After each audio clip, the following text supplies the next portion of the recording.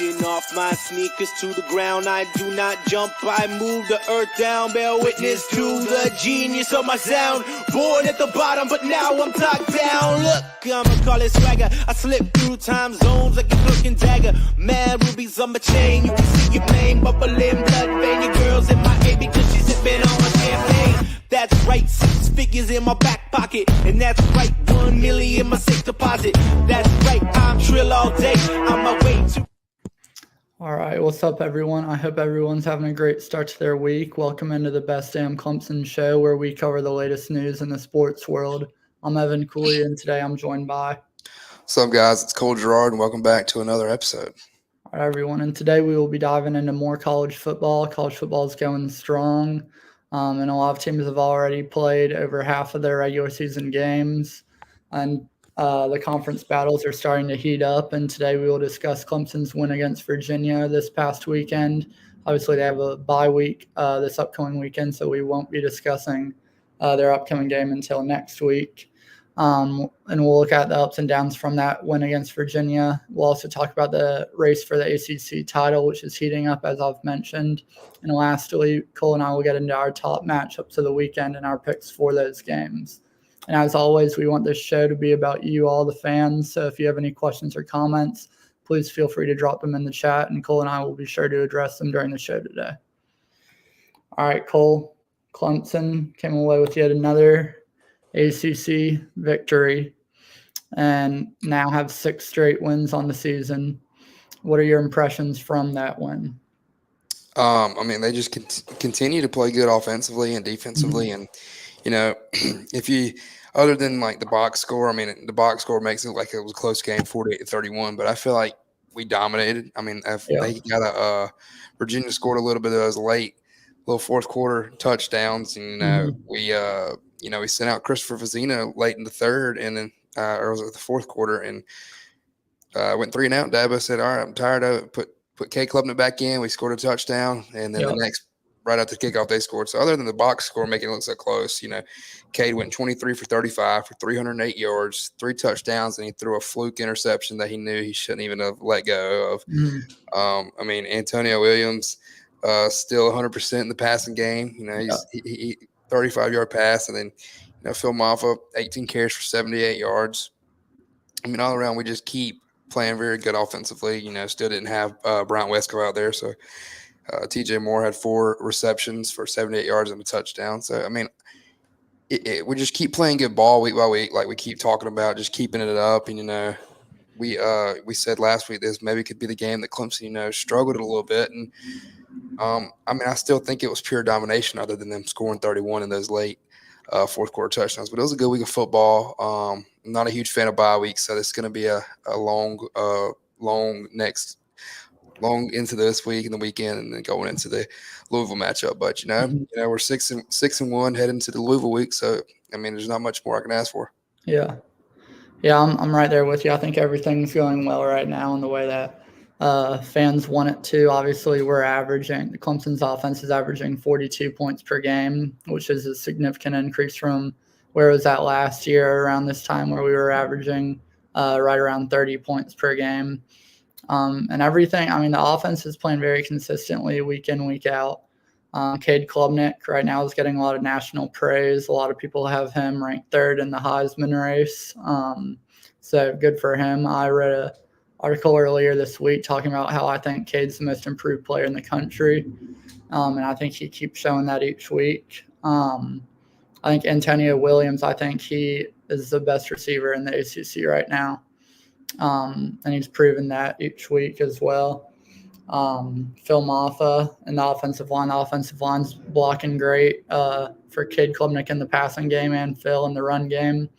And Phil's got over 280 yards rushing, or he has 300 yards rushing in the last 3 games combined now. So he's on a great track. And defensively, I've talked a lot, you know, about second quarter not giving up touchdowns. They gave up another touchdown in the second quarter this week. So I'm going to keep being on them about that until we can find a way to keep our opponents out of the end zone in that second quarter. But yeah, like you said, I think that the score was a lot closer than the game really indicated. Right.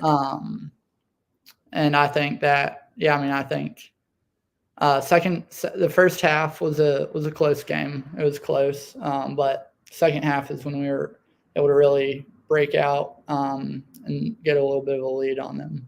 Yeah. I mean, like I said, people on, social media and Twitter and all, they're like, man, you let Virginia score 31. I was like, well, they were on our backups and it was like the NC State touchdown, like 4 seconds. I was like, they were just throwing late touchdowns. I mean, they called us, I mean, they burned it. They were burnt routes. So, but like I said, just letting that offense keep playing good and just keep going week by week. Like Dabo says, we're going to take this bye week as if we were playing the number one team in the country. Mm-hmm. And I kind of like that they're building upon that as they're preparing to play somebody this week and stay and say, oh, I can give it 50% this week since I don't have a game this week. But no, everybody's going at 100%. And I think that confidence, keeping their confidence level up and like, hey, we got a game this week, even though we don't. I mean, you get what I'm saying. So, I mean, just keep playing ball. I mean, I don't know who Louisville has this weekend. Or maybe they have a bye week. I don't know. But, they're coming in fresh. I mean, they lost that Miami game, heartbreaker. I thought they should have maybe won that game. But Louisville's a great team. And, playing them in 2 weeks, we got to get really prepared for that Louisville team because, I mean, outside of their 3 losses, they're kind of like a Virginia Tech. We know Virginia Tech can be a little powerful. So it's going to be a long week, but we'll get through it. Yeah. And and as you said about Louisville, I think that Louisville and Virginia Tech are without a doubt the 2 hardest conference games that we'll play this whole season. And they're right around the corner, so it's going to be interesting to see what happens in those. But I mean, this is the stretch where you have these sneaky games where a team's coming in with 3 losses into your stadium, but they've been close losses, close 3 losses that a team like Louisville has had. And they very easily could have 1 loss or 2 losses. But things haven't gone their way. And Virginia Tech right now is starting to look like they're turning their season around. Obviously, they had a rough start, lost to Vanderbilt, which looked a lot worse week 1 than it's looking like it is now. Not looking horrible now. Yeah. And so you got a Virginia Tech team that's on a little streak right now after a loss to Miami, loss to Vanderbilt, and 1 other loss. And you have a Louisville team who's obviously had a few very close losses. So it's going to be interesting to see what happens. But I think Clemson fans need to be aware that we've got our hardest stretch of football coming up. And I will say, looking at Louisville's schedule, they don't have a very particular easy game this weekend, I will say. They're playing Friday night at Boston College. I mean, we know, Boston College is 4-3 as well. But looking at Castellanos and, they're kind of can't think of their coach's name, Bill O'Brien. Bill O'Brien, yeah. I mean, they're a little sneaky team, and we know what the weapons they have. So that's going to be a very tough game for them as well on the road. So this is probably the best slate of college football this weekend. I mean, it was good 2 weeks ago as well, but I mean, there's a lot of big games. Like I think Notre Dame and Navy's not getting a lot of hype that it should be.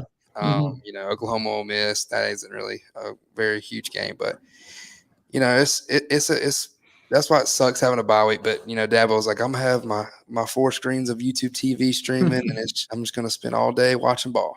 He said it's gonna be awesome. Yeah, and there's some big ACC matchups Thursday, Friday, and Saturday, and we'll get into all those a little bit later in the show.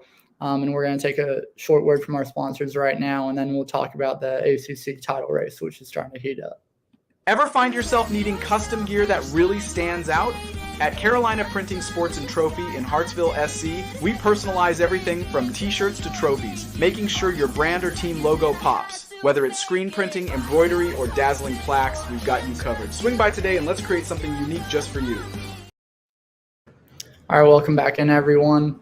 So let's now talk about the ACC title race. Right now, there are 3 teams right at the top. You have Clemson, Miami, and SMU in their first year and their new conference. Cole, do you want to talk a little bit about the awkward scenario that could happen? Yeah, so right now, Clemson's first in the ACC at 5-0, Miami second 3-0, SMU's third 3-0, and then Pitt and so forth. But, Miami, Clemson, and SMU all avoid each other this year, so it kind of stirs little things up. And you would think, at the end of the year, if the three teams still are undefeated in the conference, have one loss, if they all have the same record, you would think it would go to the highest ranked team or the team with the most wins. But no, as of right now, Clemson is locked into that third spot in the ACC if all three of these teams finish with the same conference record. It was something, I can't remember the exact reason. I was told yesterday it was something about opponents' total tallied record up or something, and we were the third team or something. Mm-hmm. So, but I mean, if that happens and we're left out of the ACC title game, even if we win out, we're going to make the playoffs. You're not leaving a one-loss Clemson team out of the playoffs, and I feel like, I mean, you'd maybe get a home game, but it's a weird scenario. But I feel like SMU or Miami will drop one, and I mean, we should already been in that scenario already. Miami should have 2 to 3 losses already. Virginia Tech, Cal, and Louisville. I mean, I'm not saying they should have lost Louisville, but that was a great game. And, it was at Louisville. But it's a weird scenario, and it's going to be very chaotic going into November and, seeing what's going on because Clemson's got a tough slate of games. And maybe it plays out to how they think it will be. But at the end of the day, I don't think it's going to end with all three of us being undefeated. I think somebody will drop a game.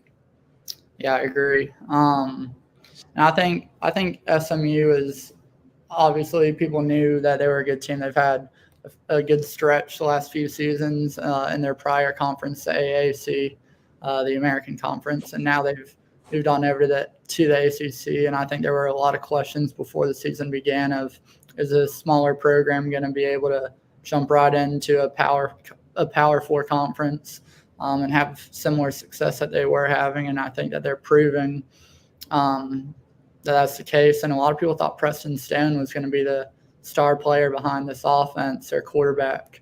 But they made a quarterback switch early on in the season, which has surprised a lot of people. And a lot of people and it's looking to like it's benefited them a lot. And because of that, they're right there in the thick of it in the race for the ACC, along with Miami and Clemson, who I would say are without a doubt the top 2 favorites right now to play in that ACC championship game. And I think, to me, the interesting thing is you got the 2 best quarterbacks in the conference, in my opinion, Cade Klubnik and Cam Ward. I would love to see Clemson versus Miami play in the ACC championship just to be able to see Cade Klubnik and Cam Ward and those offenses go against each other. Yeah, I totally agree. I also think it'd be cool to see a first-year ACC smaller school like SMU playing it, but no doubt Cam Ward and Cade Klubnik are 2 best quarterbacks in the ACC. Yeah. I just feel like outside of Cam Ward, Miami doesn't have any weapons. Like they can't really say. I mean, outside of Xavier Strepo, but I feel like he's just a normal rider. Like he's not crazy. Insane. I mean, yeah, he's good. But he's been here for 5-6 years. So I think it'd be a great matchup, and I feel like that would be the time Clemson finally gets the respect they've earned, I would say, in the last 6 games. But who knows? I don't know how it's going to play out. I hope it plays out where we go to Charlotte because I mean, Clemson's supposed to win the ACC. I mean, that's always the expectation, for Clemson is to go to Charlotte and play in that game, and we did it for 7 or 8 straight years and won it. It was weird in 2021 not playing in it, and then going back in 2022, and then not going in 2023. It was just like this isn't Clemson football. This isn't how it's supposed to be. So if we are a win-loss team going into December and not going to Charlotte, you're gonna be like, what the hell is going on? Like what kind of rule is this? It would definitely stir up a lot of stuff and piss a lot of people off. But who knows what kind of rules they got, and we know what the committee's expectations are for that. But when we get there, we'll get there. I think that you're going to start to see this more and more often because as these conferences get bigger and bigger and add more teams, you're going to have these awkward scenarios where everybody can't play. Top haven't played each other, and the teams that are at the top are going to be undefeated or have a really good record because they're not playing other top teams. There's a reason that SMU and Miami and Clemson might all be undefeated in conference play when they win at the end of the season, and that's because there's a scenario where the top teams aren't playing each other during the season, which everyone wants to see. Everyone wants to see those top games. They don't want to see 8-1 Clemson play I'm not gonna name names, but a team, that has 2 wins at the end of the season. People don't want to see that. Right. Yeah. Chop on. Anyway, nah, but you're exactly right. And as these conferences keep adding these teams, you got to find other ways to get these conferences like where I just like they're going to keep adding teams as conference realignment. Of course, it's going to keep happening, but there's got to be a way where the deciding factor of the conference championship isn't by some kind of opponent's record combined. You know what I'm saying? Yeah. Like if you're undefeated in the conference, you should go. Mm-hmm. I mean, and that sucks for 2 other teams that are undefeated as well. But at the end of the day, you would think they would go, okay, he's ranked 5 in the country. He's 22nd in the country. Okay, we're going to let the 9 versus 6 go instead of the 22. Yeah. I mean, who knows? I mean, you still got Pitt that's undefeated. I feel like they'll drop a game if sooner here or later. I feel like they do that a lot, go undefeated. We play Pitt. We play Pitt later in the season too. Yeah, right. We got Louisville, VT, and Pitt. That's 3 tough games, and of course, the media is going to say it's still easy, but it's college football at the end of the day. I mean, you got a great Louisville team coming in here outside of the record, man. They're just very fast, tough, and physical. You go on the road to Lane Stadium, which, I mean, I saw something today saying, not being biased about Lane Stadium, but it's louder than Neyland Stadium at some point. And I'm like, I'm not saying they're wrong. Like, it's freaking crazy in there. And, especially if it's a night game, those fans are going to be pumped. I mean, Clemson's going to be pumped too. I feel like we travel a good road.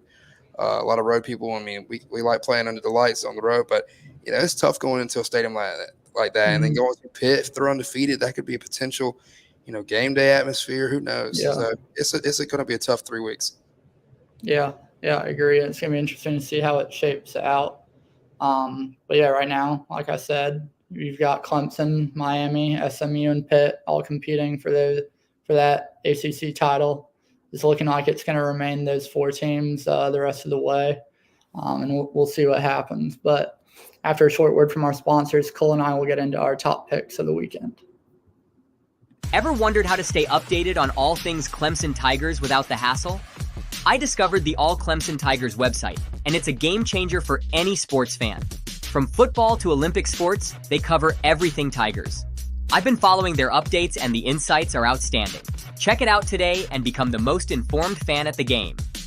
Yo, fam, save the date for the Upstate Card Show in Spartanburg, South Carolina on October 25th through the 27th, 2024. Meet Clemson Tigers, get autographs for $30, and check out numerous card tables. Join us for this legendary weekend. Dive into the hype and feel the thrill. All right, welcome back in, everyone. As we've already talked about, Clemson has their bye week this weekend, but we still have a great week of games to watch Thursday through Saturday. We've got ACC matchups all 3 days and a lot of other great matchups around the country. So let's get into some ACC Thursday night action first. Cole, we've got Syracuse, who's 5-1 on the road, taking on undefeated Pitt, who's ranked number 19 in the country right now. That should be a great Thursday night game. And what are your thoughts for that one? I mean, you got first of all, you got 2 great quarterbacks coming into that game. Kyle McCord, who's in some Heisman races, and then you got Eli Holstein for Pitt. Pitt's undefeated coming to this game. Syracuse 1 loss to Stanford, which Syracuse could very well be undefeated as well. I mean, Kyle McCord's coming to this game for 185 for 282 yards, 2160 yards, 19 touchdowns, 6 interceptions. Holstein's coming in 127 for 200, 1,697 yards, 15 touchdowns, 5 interceptions. So it's going to be a great ACC matchup at Pitt. It's a night game, 7:30. The Pitt crowd's going to be there and rocking. I think I'm going to take Pitt in this game to keep their undefeated streak going. Give me the Panthers. I'm going to say 28-21. I think it's going to be a really close game. All right. I like it. And the line, and Pitt's favored by 6 headed into the game. But I'm going to go Kyle McCord and the Syracuse Orange to give Pitt their first loss of the season and trim down this ACC title race a little bit, maybe. Yeah. All right. Then move forward to Friday night, some Friday night lights action with the Heisman favorite right now and Ashton Genty and the number 17 Boise State Broncos taking on UNLV. That's a big game for me because I feel like you're going to have one team that's not a non-power 4 conference winner or team getting in there. And a lot of people are saying it's going to be Boise State or UNLV. I like Boise State a lot, and Boise State's a 3.5-point favorite coming into this one. What are your thoughts ahead of this matchup? I don't know too much about these two teams other than Ashton Jeanty and leading the Heisman race. Yep. I mean, UNLV's quarterback left early in the season to enter the portal. I think they're running one of the running backs or wide receivers as well. So there's a lot of confusion for that team. They're 6-1 coming into this game. It's a night game for them. Home night game, 10:30, or really a 7:30 kickoff there. But I think this is just going to be a run game. I think Ashton Jeanty is just going to lay it down on the ground as he does every game. I mean, he's got 126 carries for 1,248 yards for 17 touchdowns. I mean, you haven't seen that in half of a year, a long time. So, I mean, I think this Heisman race is well in his hands, and he'd have to do a lot to drop it. So I'm taking Boise State in this game. I'm going to go 38-17. I'm taking Boise State as well. I'm not going against a team that's averaging 10 yards per rush. It'd be hard to pick against that. I'm going Boise State as well.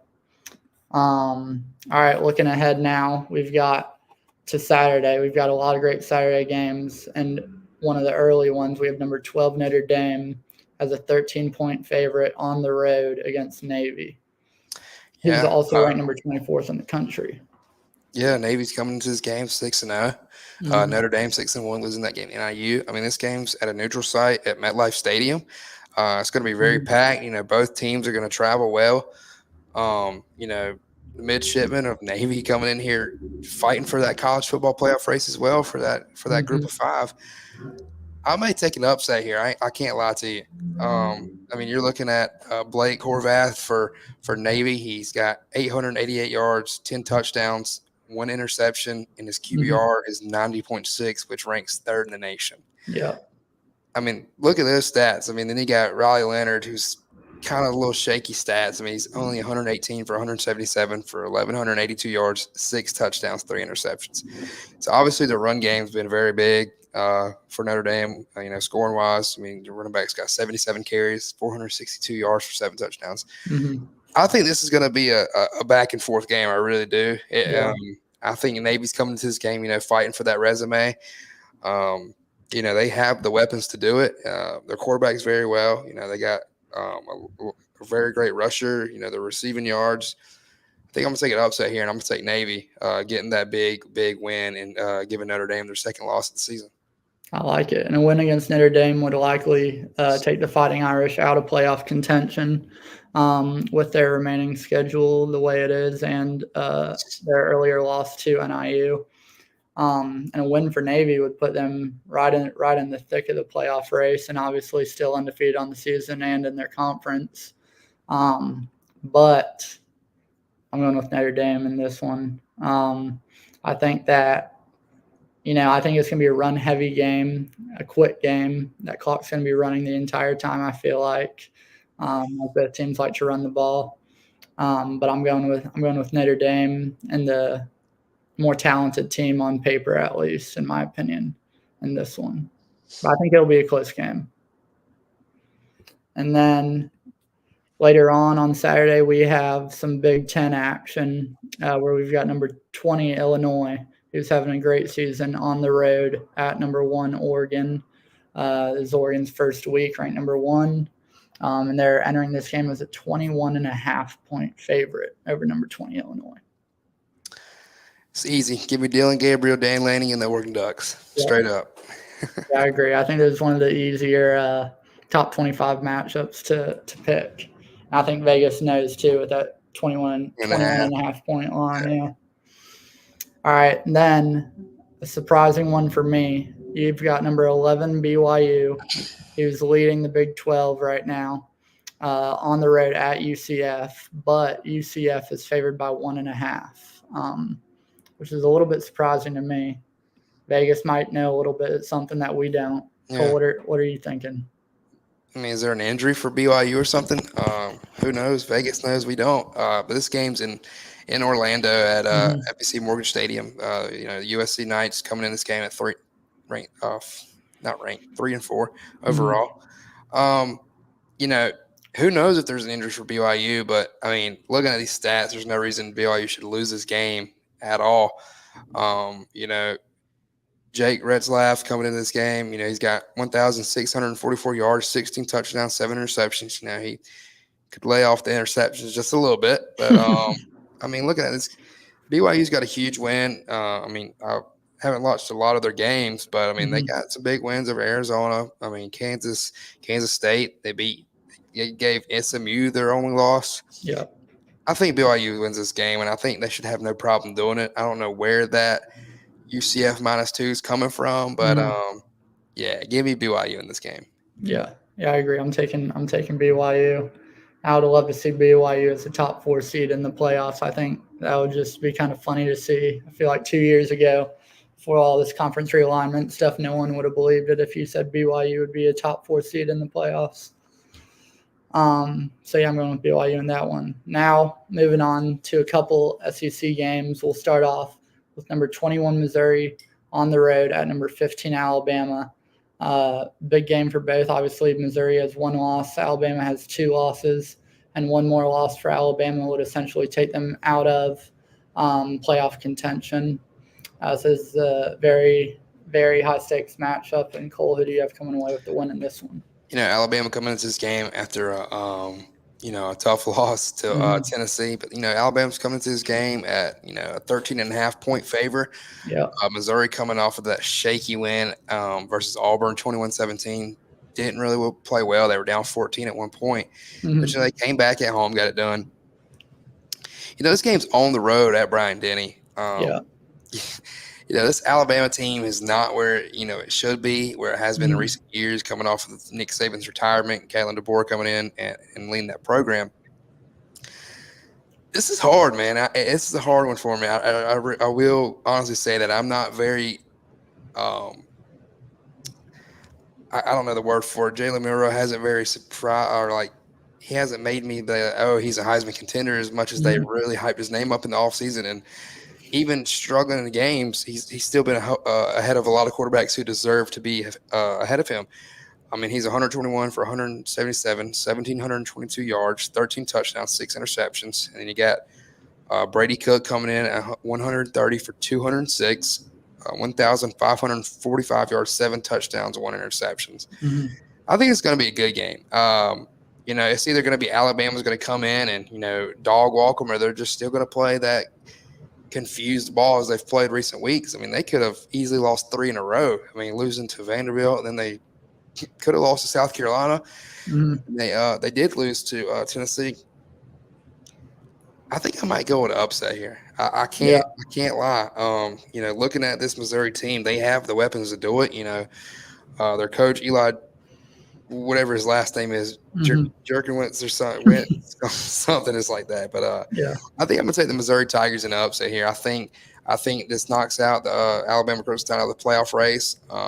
We'll see what Kalen DeBoer has to say, and hopefully it's not another Malachi Moore crash out. But outside of that, this Alabama team's not very, very surprising with the quarterback situation. I mean, Jalen Milroe is a great quarterback, don't get me wrong, but a lot of his decisions are just like, I don't know. And then, you got Ryan Williams out there that keeps playing like, a freshman does. I mean, he's a great player, and, he's going to be there for a while. But, I think this Missouri team's going to come in fired up after not playing as well as they would want to at home versus Auburn. And I think I'm going to take the upset and, knock Alabama out of the playoff race.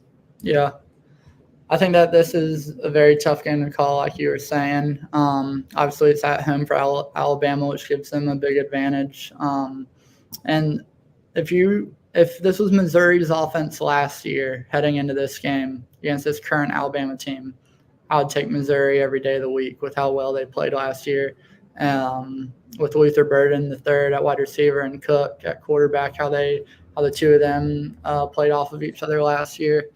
But they're struggling this year. Like you said, they had a close game, close 21-17 win against Auburn this past weekend. And Cook only has seven touchdowns on the season.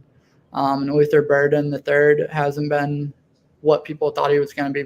People had him listed as the top receiver in the country this year, or the second best receiver in the country. And he hasn't quite lived up to that. But Alabama's defense has struggled this season big time. Obviously allowed a lot of points against Vanderbilt. And Jalen Milroe hasn't looked as dominant as he did last season, especially later on last season.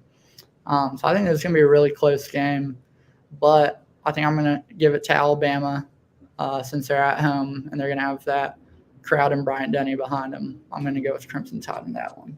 Yeah, I like it. I'm not saying you're wrong. I just feel something about this Alabama team that is almost feeling like they're starting to lay it down. Who knows? Yeah, we'll see.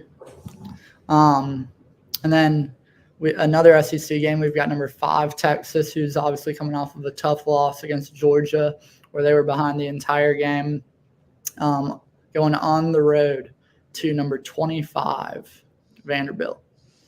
Vanderbilt has a chance here to get their second top 5 win of the season after never having a top 5 win before the season started. Cole, what are your thoughts heading into this one? Every fiber in my body wants to say Commodores. Yeah. And it's not off the table. It's not. Texas coming in this game, with one loss to Georgia. Like you said, they were down the whole game, try to make a little fourth quarter comeback. Diego Pavia is one of the most swaggy. He's got the most swagger right now in the country. Like, everybody's talking about him, and his stats are really good. He's got 1,391 yards, 11 touchdowns, 1 interceptions, and he ranks a QBR of 80, 79.8. So we'll round that up to 80.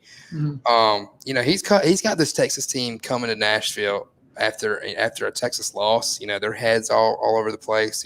They're saying, hey, we got to win this. We got to win this game if we want to. Make the SEC title game. If we want to make the playoffs, you got to win this game. And, Vanderbilt's just like, let's just play ball. Let's just keep doing what we've done the last 3 weeks. Let's just keep on. And, they're coming in pumped up. I think a lot is on the table for this Texas team and this Vanderbilt team as well. Because, looking at these, Vanderbilt's only got 1 SEC loss. Yeah. They're right there with everybody. They're tied for first in the SEC right now. Tied for first. So it's not off the table, and I think I might sacrifice a pick right here. And I might sound crazy. People might think I'm an idiot, but I'm picking Vanderbilt. I am. Yeah. It's not likely. It's probably not going to happen. They have a solid 9.5 chance of winning this game, but it was probably a 1% chance to win versus Alabama. They got it done. So they could really catch this. Even with Texas in that little quarterback scramble they had last week, not figuring it out, and then they took Quinn out, and then they put Arch in, and they just couldn't figure anything out. And then in the post game, Sarkisian said Quinn's our quarterback. He's going to be our starter, this and that. So I think this game is in Vanderbilt's hands. It's not off the table for them. It's right there. All they got to do is go get it. Yeah. I think I'm going to take Vanderbilt here, and I think they get their second top 5 win of the season and make history. I like it. Bold pick. Yeah. I think obviously Texas is the best offense that this Vanderbilt defense has faced all season. And going into that game against Georgia, I think everyone would have said for the most part that Texas had the best offense in the entire country. And when Vanderbilt beat Alabama, obviously Alabama's offense has been struggling. They've been struggling big time. So I think that this is going to be a much different game than that Vanderbilt-Alabama game. But just because my heart's telling me to, despite what I believe up in my brain, I'm going to take number 25 Vanderbilt to pull off the upset against Texas. Let's do it. I'm telling you, it's just something feels – literally, Texas has to win this game. There's nothing behind it. Even with Vanderbilt being 5-2, they have nothing to lose. Let's just be honest. Yeah. There's a lot they can do this season. There's, like I said, they're 5-2. They're tied for first in the SEC. But let's be honest. They have nothing to lose almost. They do, but they don't. And I feel like it's just right there, and they can go grab it. And, Texas is coming into this game all over the place from last week. And, who's going to be in the game in the second quarter, they don't even know that. I think Vanderbilt comes in this game ready to play ball. Diego just keeps on performing. And now they had a little struggle win with Ball State. I get it, but this is that different height. They're coming in this game pumped up. Yeah, I agree. We'll see what happens. We might be fools, but if Vanderbilt can I'm somehow fine do with it, it. then we'll look great. But we'll see next week. We'll address it. Lastly, to kick things off this weekend in college football, or to conclude things this weekend in college football, we've got number 8 LSU on the road at Texas A&M, who's ranked number 14th in the country. Should be a great game, close game. Cole, who do you have coming away with the win in that one? This one's tough as well. I mean, Mhm. looking at LSU, they coming off 2 huge wins. Yeah, Beating Ole Miss at home, and then going to Arkansas and getting a 34-10 win after they upset Tennessee is not an easy thing to do in the SEC. yeah. They're coming to College Station. Texas A&M is a 2.5-point favor. They're both one-loss teams. I don't know if does A&M have a SEC loss or is it? Oh yeah, they lost to Notre Dame. Mm-hmm. So they're both undefeated in the SEC.